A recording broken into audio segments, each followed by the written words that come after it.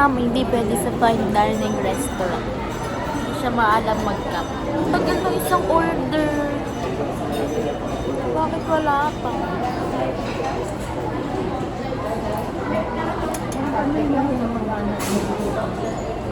Sila taga-Rosario dati.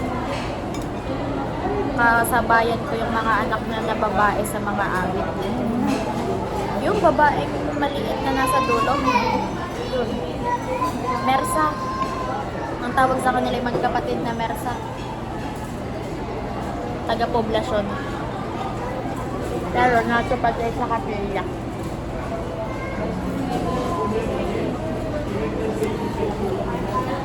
Pala sa parang pamilya. Pero sila nakatala na din sa lipa. Yung bunsong babae na yun, yung nagtala sa akin. Trending yung INC INC page na mga damit-damit.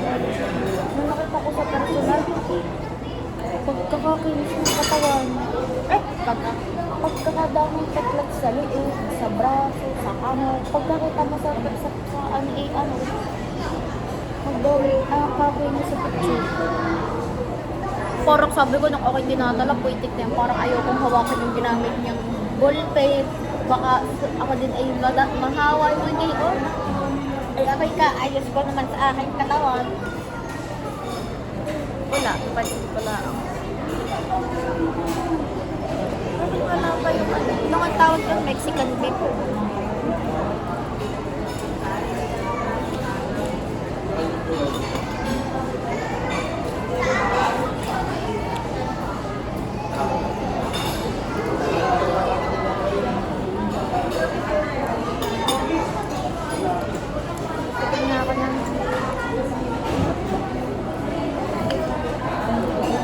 Alam si Hawaiian meat talaga, meat lover. Saan na kaya? Mama tawagin mo yung sabi ko na sila yung Mexican. Kahit wala pa. Nauubos ko na itong appetizer. Itong appetizer. Natututom na ako.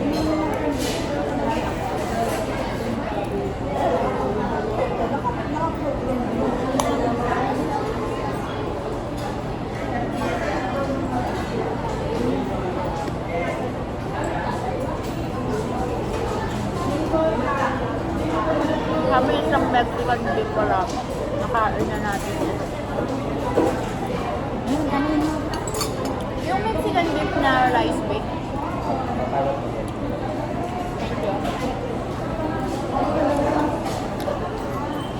Sarap mozzarella.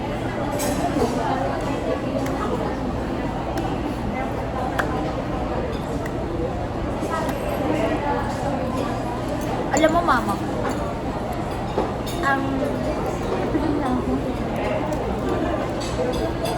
yung sarap nitong may cheese na to. Lagyan natin ng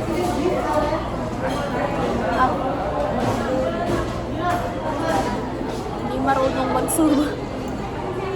May cheese na. Sarap na. Yung isa. Hindi mo maaano sa tao yung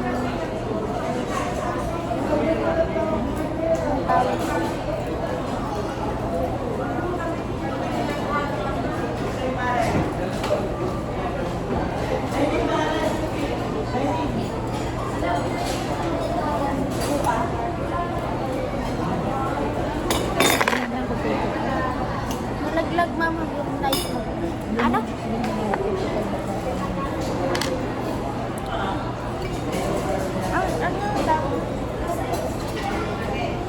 Hindi mo makikita sa tao. Nangyari ganyan yung formahan. Gold necklace, gold bracelet. Pero cloud chaser lang pa. Hindi pa lang taga ng kayaman. Pero, bagay ganyan suot mo, ganyan lang ako. Mayaman, mas mayaman kaya. Bakit ganyan? Kagaya na rin, mga cloud chaser ka. Kasi, Lalo na pati sa bangko, pumunta ka sa bangko, yung mga parang ano, ang mga pananamit, pero yung Mga tutulong. ano, mga bagong gising. Kaya ako minsan, syempre, dala-dala ko pera, 100,000. Suot-suot ko, gusot. Gusot na damit ang ano mo, para hindi ka maano na. Ari, yung masarap mo, yung cheese na to. Tikman mo, ito lang. Tiga. Si mozzarella eh. Na hindi na.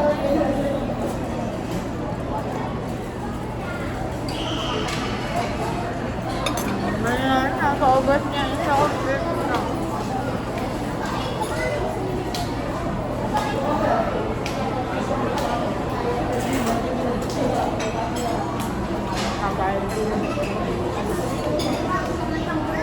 Sabi nila bakit hindi ako nakita. Kasi sigurahin ko muna yung mga interested na.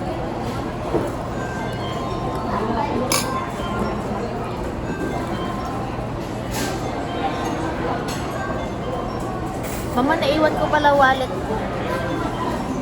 Mama. Mahal. Maghuhugas yan.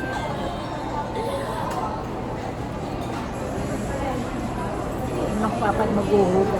Nakapiniklote. Sa likod ng pera ko, ilang yan. Nang hindi naman lukot. Nagawa ko ng visit.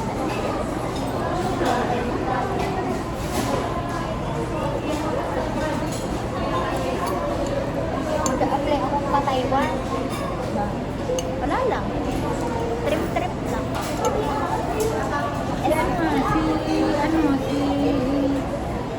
Alay lang. Laantay na lang ng ano. Ewan ko kung tapos ng medical. I-apply na lang tayo. Factory worker?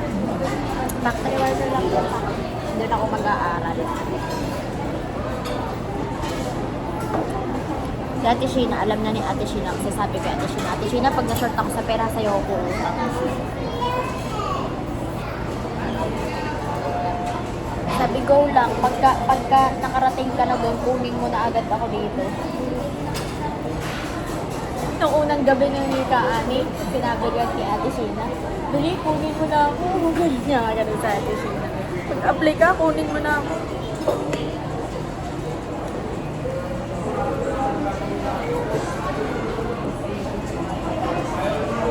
Mabilis lang ang process, 2 to 3 months.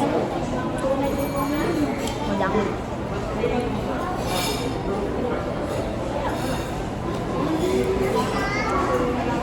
Ako, ayusin ko muna itong mata ko. Ayos na itong mata ko. Mag-apply na.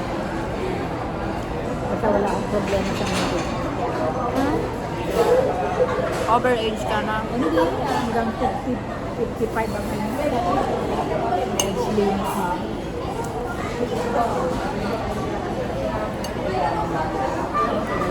Wala, ubos ko na ito. Tagal na naman.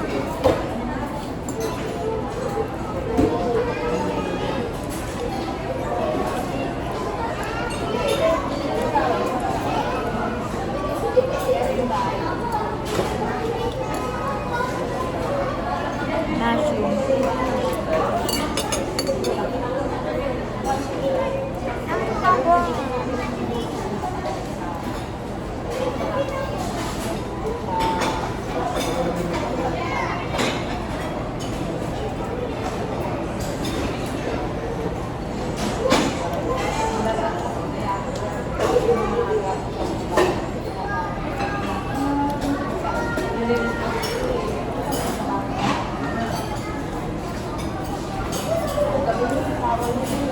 Nandun si Bernardo.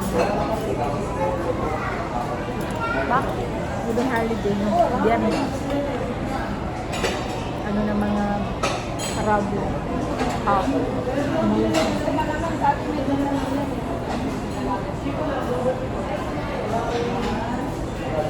Tagal talaga, mother.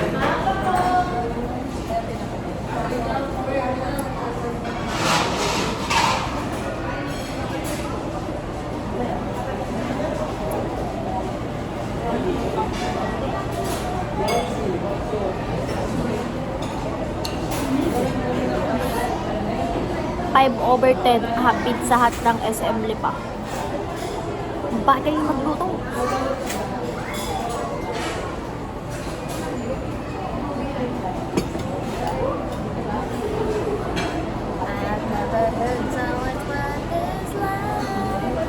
May isa pa akong pizza, pero mamaya ako kakainin kasi nga may pagkain pa akong isa.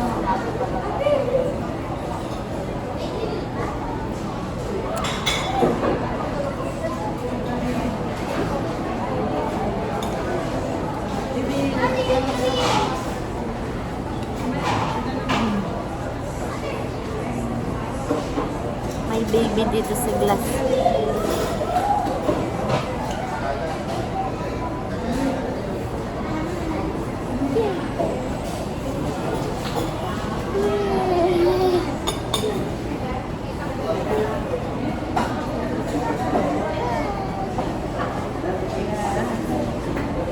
Nilaro yung bata.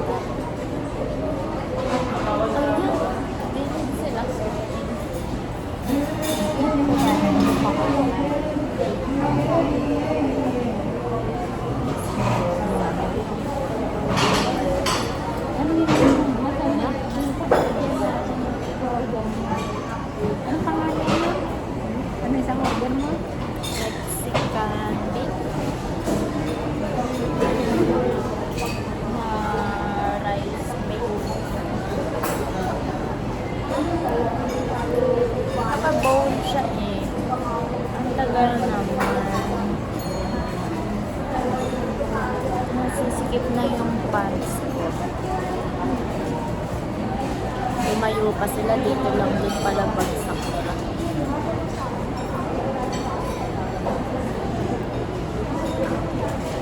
Sabi, wait daw ng up to 15 minutes. Tapos na yung 15 minutes o 12 minutes na ko.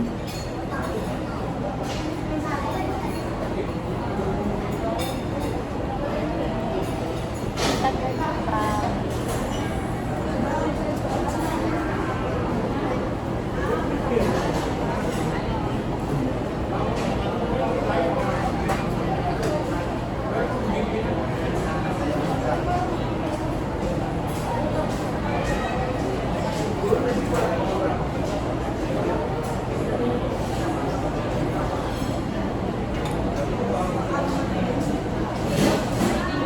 Follow ako.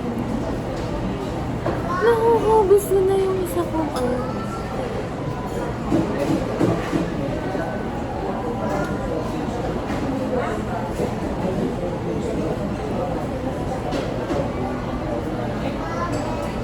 Bakal mo. Tagal mo.